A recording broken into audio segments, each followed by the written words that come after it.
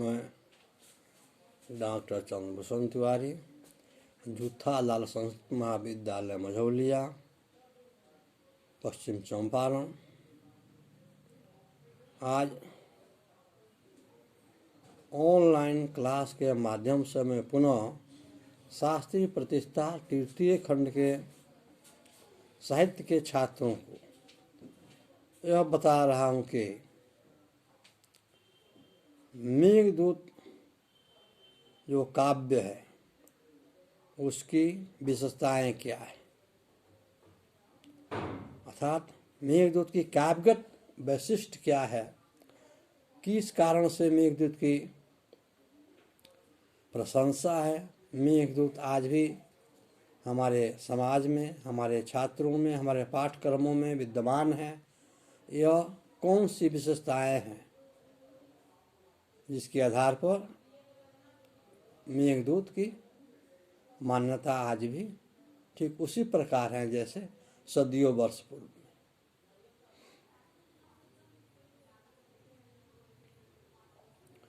क्योंकि हम जानते हैं कि आज का समय वैश्विक महामारी के कारण बिहार प्रांत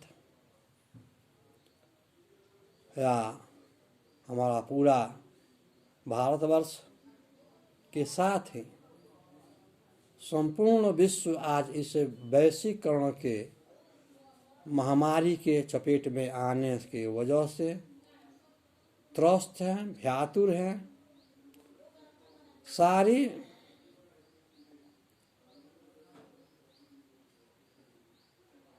सरकारी व्यवस्थाएं अस्त व्यस्त हो गई है। फिर भी हमारे महामहिम कुलाधिपति के कुशलता के कारण और माननीय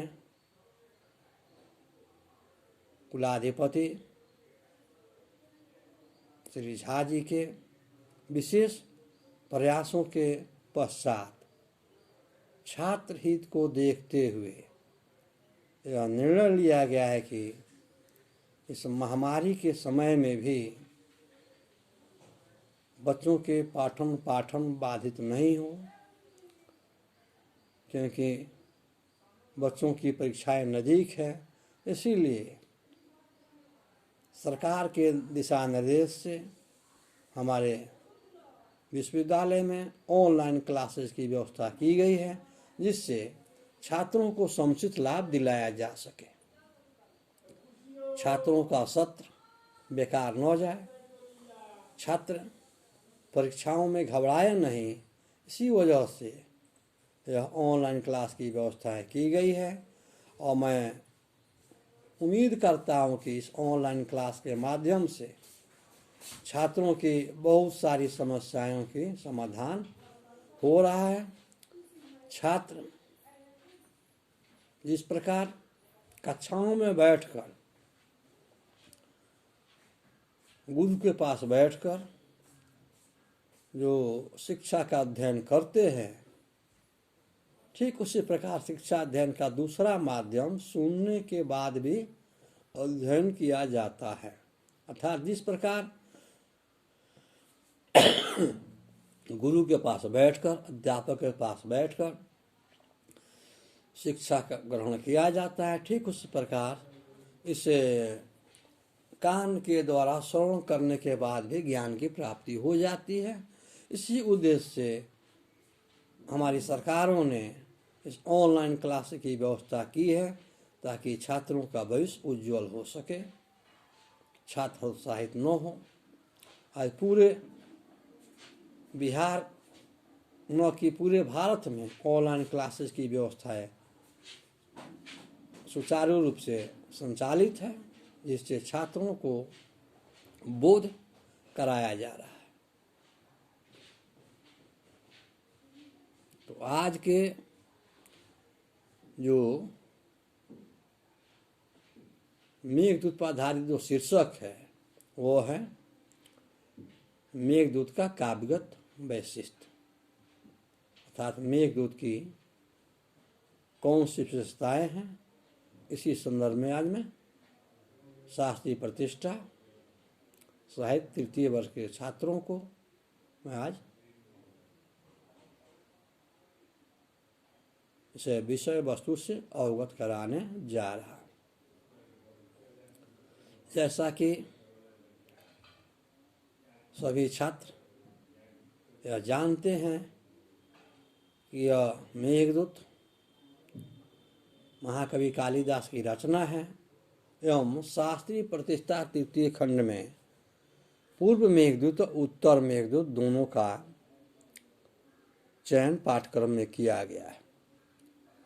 पूर्व मेघदूत के संदर्भ में जो आवश्यक प्रश्न हैं उन लोगों के समाधान में प्राकृतिक वर्णन, मेघ का मार्ग, महाकवि कालिदास के काव्य, मेघदूत की कथा वस्तु इत्यादि विषयों को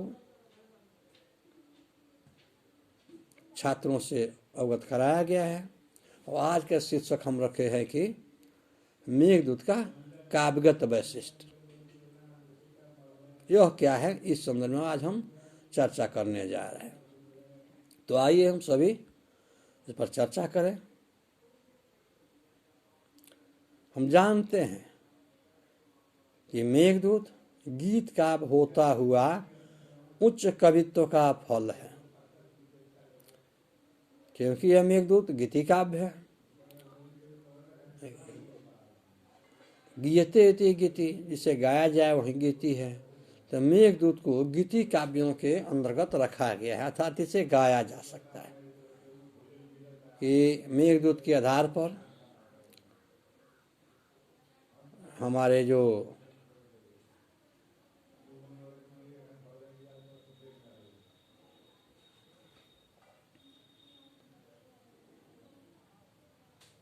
कुछ लोकगीत जो है वह भी मेघदूतों से संबंध रखते हैं, जिसे बरसात में प्रायः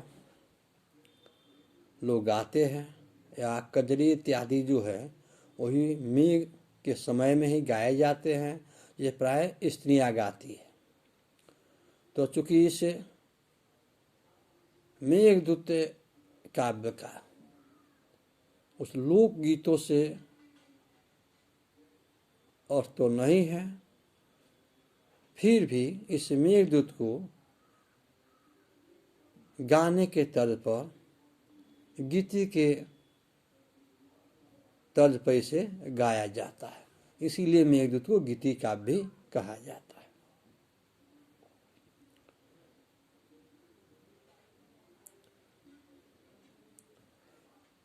इसमें किसी प्रकार का विवाद नहीं है कि मेघदूत एक उच्च काव्य है, उच्च कोटि का काव्य है, या इसे काव्य को महाकवि कालिदास ने उच्चतम स्थान दिलाने का प्रयास किया है। अर्थात जैसा कि पूर्व में देखा जा चुका है, मेघ मार्ग का वर्णन करते हुए उन्होंने इस मार्ग में पड़ने वाले स्थलों का जिस क्रम में वर्णन किया है, उसमें रामगिरी से अलका तक के संपूर्ण भूभाग के विषय में उनका यथा तथा भौगोलिक ज्ञान प्रकट होता ही है। साथ ही इस भूभाग में पड़ने वाले विभिन्न स्थलों के विषय में उनका अपना एक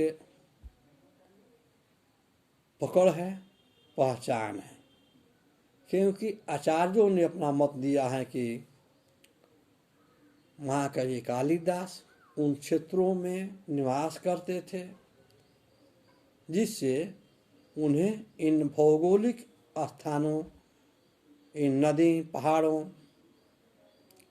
के प्राकृतिक सौंदर्यों का बड़ा ही निकटतम अनुभव था।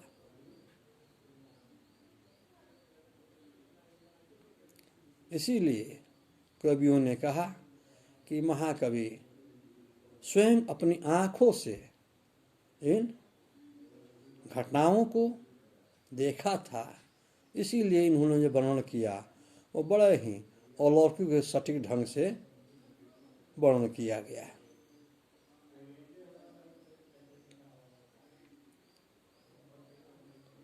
वे कभी देख चुके हैं कि माल क्षेत्र के जनपदों या ग्रामों में रहने वाली वधुएं अपनी कृषि जीविका के मेघाधीन होने के कारण मेघ के आने पर इतनी प्रसन्न होती है कि अपने प्रीति स्निग्ध नेत्रों से देखती ही रह जाती है। अर्थात जब कृषक वधुएं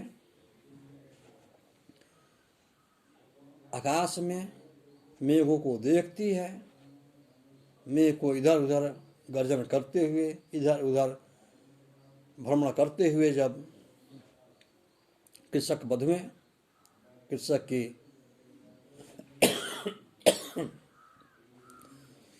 भरजाएं जब देखती है कि अब मेघ उमड़ धुमड़ रहा है तो निश्चित ही कुछ बरसेगा, तो बरसने पर कृषि कार्य संपादित किए जाएंगे। इसीलिए मेघ को देखते हैं उनके अंतरात्मा में, उनके हृदय में एक आशा की उम्मीद जगती है कि अब हमारी कृषि सुलभ होगी या हम अब कृषि कार्य ठीक ढंग से संपादित कर सकते हैं।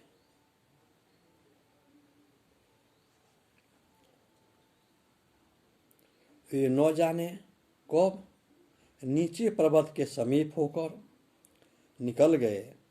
कवि को अनुभव है कि वहाँ शिलाओं पर उद्दाम यौवन वाले रसिक जन पण स्त्रियों का इतना मर्दन करते हैं कि रति परिमल से शिलाएं सुगंधित हो जाती है। यह कवि की अपनी कल्पना ही नहीं बल्कि उसकी अपनी अनुभूति है। इसीलिए आचार्यों का मत है कि कालिदास ने अपने हृदय की अंतरात्माओं की बातों को यहाँ प्रकट किया है, और स्वाभाविक है कि कवि अपनी कल्पनाओं को ही जब बाह्य रूप से प्रकट करते हैं तो वह काव्य या साहित्य का रूप लेता है। ठीक यहाँ इसी प्रकार महाकवि कालिदास की कल्पनाओं को साकार होते हुए देखा जा सकता है।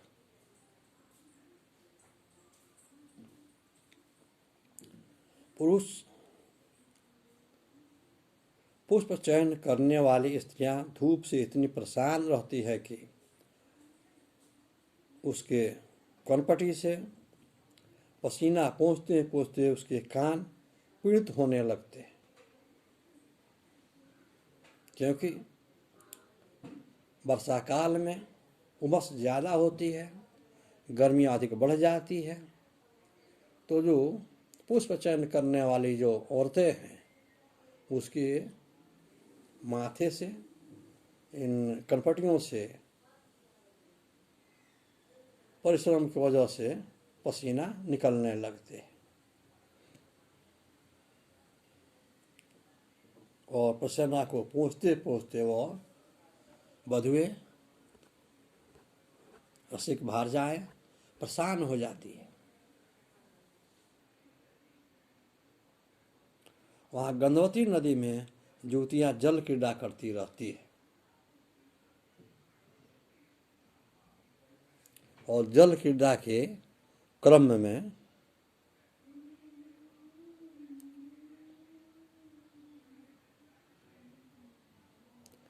जो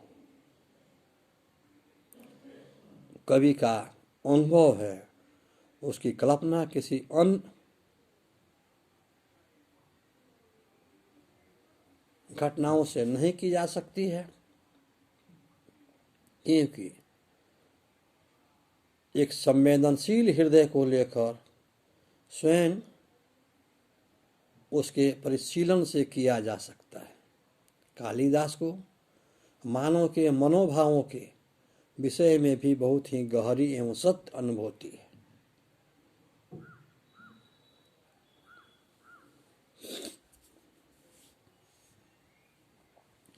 वे जानते हैं कि इस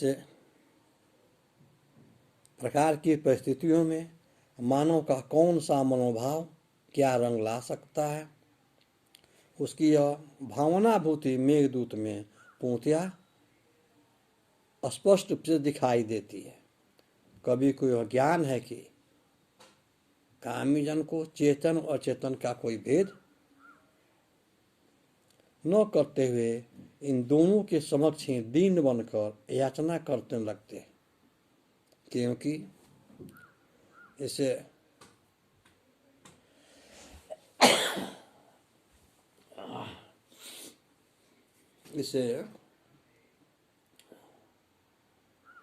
मेघदूत काव्य में जो मेघ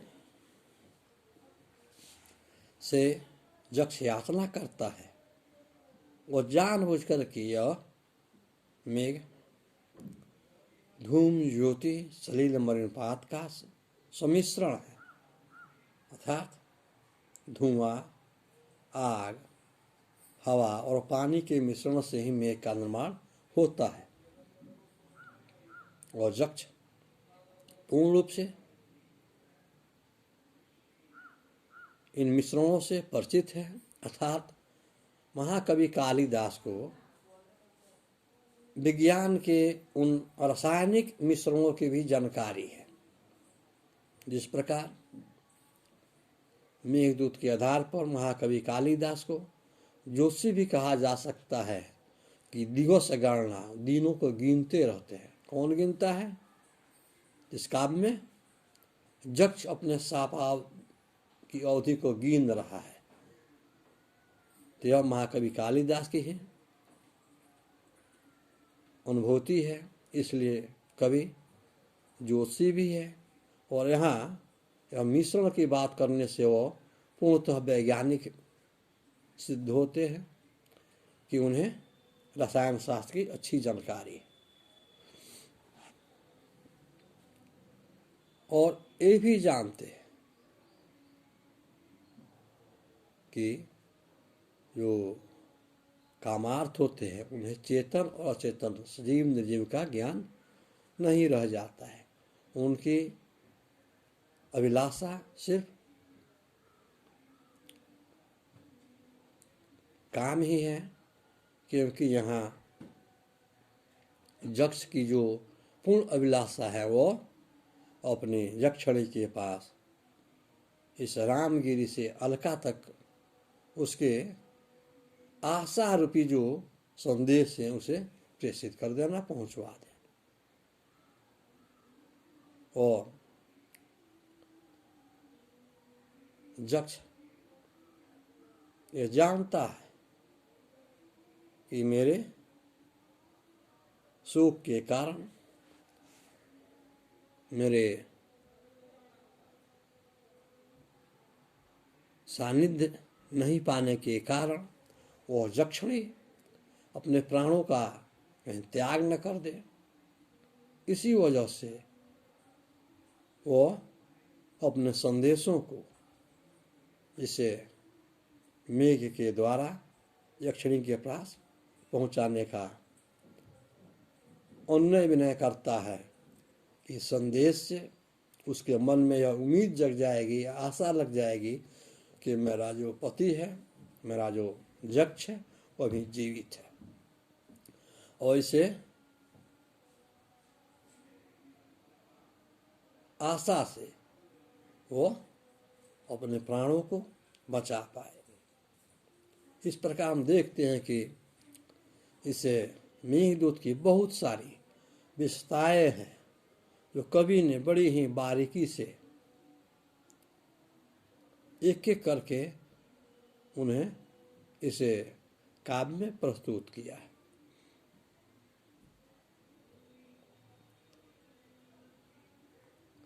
क्योंकि परदेश में अटका हुआ वियोगी वर्षागम पर इतना व्याकुल हो जाता है कि वो अपनी गृहिणी प्रिया पत्नी की किसी प्रकार उपेक्षा नहीं कर सकता यदि वो पराधीन वृत्ति नहीं। यदि कोई व्यक्ति परदेश में रहता है और स्वतंत्र है तो वह निश्चित वर्षा काल में अपने घर को अपने प्रियात्मा के पास पहुंचने का प्रयास करता है। यदि वह पराधीन है, दूसरे के अधीन है, तो उसकी बाध्यता है, व्यवस्था है। ठीक इसी प्रकार इस काव्य में जो यक्ष है वो शापित है, दूसरे के प्रति अधीन है, वो कुबेर का सेवक है और कुबेर मुझसे साप के द्वारा रामगिरी पर निवास करने के लिए निर्देश दिया है। वो अलका को परित्यक्त कर चुका है, इसीलिए वो इस काव्य में कवि ने बताया कि यदि कोई यक्ष के जैसा पराधीन होगा तब वो अपनी जाया का, अपनी भारजा का उपेक्षा कर सकता है। यदि वह स्वतंत्र होगा तो निश्चित ही वर्षा के समय अपनी भारजा के पास पहुंचेगा। इस प्रकार हम देखते हैं कि इसे काव्य में महाकवि एक एक बिंदु को, एक एक बातों को बड़ी बारीकी से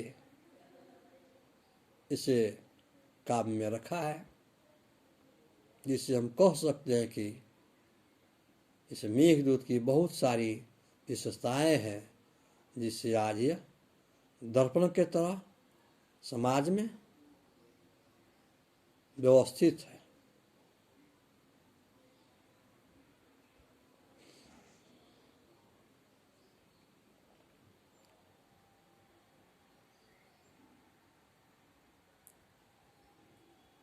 उनका यक्ष यदि पराधीन वृत्ति होने के कारण प्रिया के पास नहीं पहुंच सकता है तो कम से कम उसके पास प्रेम संदेश तो भेज ही सकता है।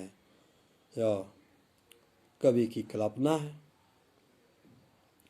उपमा की छटा देखनी हो तो पहले अंगनाओं के कुसुम सदृश प्रणय हृदय के बाद गज के अंक को रेखांकित पत्थरों के समान विंध्याचल के चरणों में बिखेर नर्मदा नदी। इस प्रकार मेघदूत गीत काव्य तत्वों के साथ अनुभूति की गंभीरता, तीव्रता एवं व्यापकता, अभिव्यक्ति की मौलिकता, अलंकार प्रयोग की स्वाभाविकता एवं मनोहरता तथा भाषा की प्रज्वलता आदि विशेषताओं के कारण ऐसा काव्य है जिसकी उत्कृष्टता एवं सरलता का पूर्ण अनुभव उसकी किसी समीक्षा से नहीं किया जा सकता, अपितु एक संदेशशील हृदय को लेकर स्वयं उसके परिशीलन से किया जा सकता है। इस प्रकार हम कह सकते हैं कि इसे मेघदूत काव्य की बहुत सारी, ढेर सारी विशेषताएं हैं, बहुत सारे महत्व हैं, इम्पोर्टेंस है, जिसके आधार पर इसकी अनगिनत वैशिष्ट्य को नहीं गिना जा सकता है,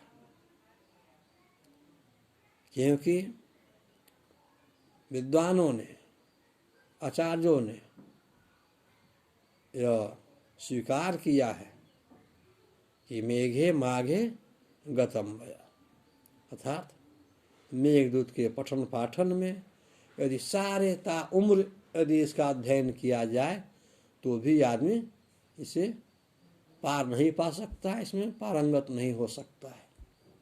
जैसा कि रामचरितमानस,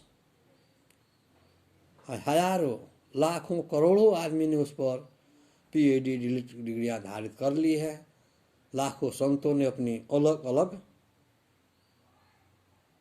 तरह से कथा व्याख्याएं की है।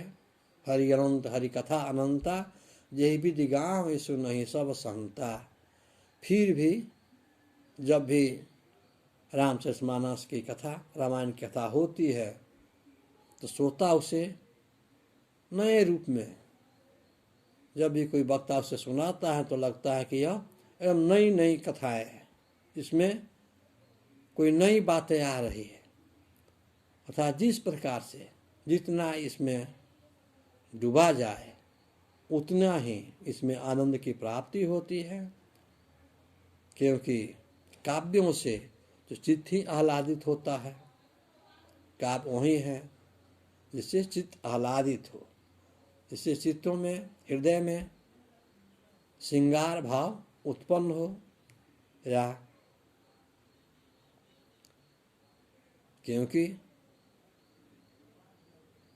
हमारे संस्कृत काव्यों में सार्थक शब्दों का ही सदैव प्रयोग किया जाता है। जैसा कि मैंने कल बताया था कि ऐसा शब्दकोश है जिसका अंत ही नहीं हो सकता है। कि संस्कृत सम्यक है, संस्कृत पूर्ण है, संस्कृत में संस्कार है। इसलिए इसको जितना व्याख्या की जाए, जितनी व्याख्याएं की जाए, जितना अध्ययन किया जाए तो भी अल्प ही है। उसी प्रकार इसे महाकवि कुलगुरु कालिदास की मेघदूत की अनंत विशेषताएं हैं, और इन्हीं विशेषताओं के आधार पर काव्य गुणों के समरूप, काव्य गुणों के अनुरूप यह जो है हमारा मेघदूत पूर्णतः खरा है। इस प्रकार हम कह सकते हैं कि इसे मेघदूत की ढेर सारी वैशिष्ट है। जयतु संस्कृतम, जयतु भारत।